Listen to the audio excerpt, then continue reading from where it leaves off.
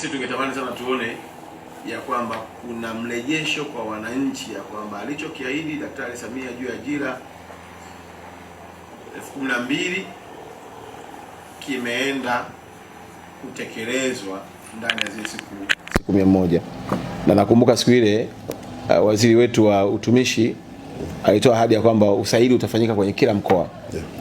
Maana sisi tutaomba tu kwenye kila mkoa maafisa habari walioko kule wawe injini ya kuhakikisha kwamba usaili huo basi wananchi wanaujua, wanaelewa, sababu kazi ya serikali ni tofauti na kazi ya kanisa au msikiti. Ukitoa mkono mmoja, mfuko mmoja, mfuko mwingine unatakiwa kufanya nini? Lakini huku ni all about promises. Kwa sababu ukipromise kitu, ukifulfill basi watu waone utekelezaji wako. Lakini kingine ni kuwaomba tu tuendelee kumpa kila wazo lililo jema katibu mkuu wetu na naibu katibu mkuu, ili na wao waweze kuwa think tank ya naibu waziri, manaibu waziri na waziri wetu. Tusifungwe kwenye cheo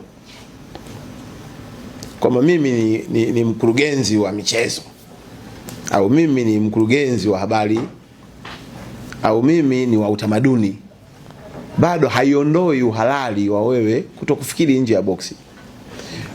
Kwa hiyo ningetamani management yetu hii chini ya katibu mkuu wetu iendelee kwa think tank inayokata cross all sector ambazo ziko ndani ya wizara yetu ya habari, utamaduni, sanaa na michezo.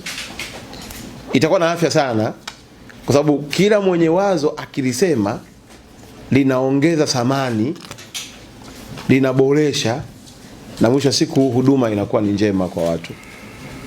Kwa ndaomba, najua ndugu yetu katibu mkuu wetu pamoja na kaka yetu hapa ni watu ambao wako friendly kabisa, na ndio maana hata mnaona transformation nyingi ambazo wanazifanya ziko based kwenye kuongeza morali na motisha katika utumishi. Basi sisi tuwape heshima ya kuwapa mawazo mapya. Yani kuna wakati mwingine sio dhambi kuwaza kama katibu mkuu. Unajua kuna wakati mwingine watu wanakuwa mimi sasa hapa nikisema hivi ataona kama nawaza cheo chake. Wewe ndio msaidizi. In fact nasemaga hivi, msaidizi anatakiwa kuwa na akili nyingi kuliko bosi. Kwa sababu yeye ndio ana rectify, yani yeye ndio anaweza kuona mapungufu, anaweza kumshauri. Hata ukiona msaidizi anazidiwa na bosi, kila kitu anaelekezwa, unajua kuna tatizo hapo.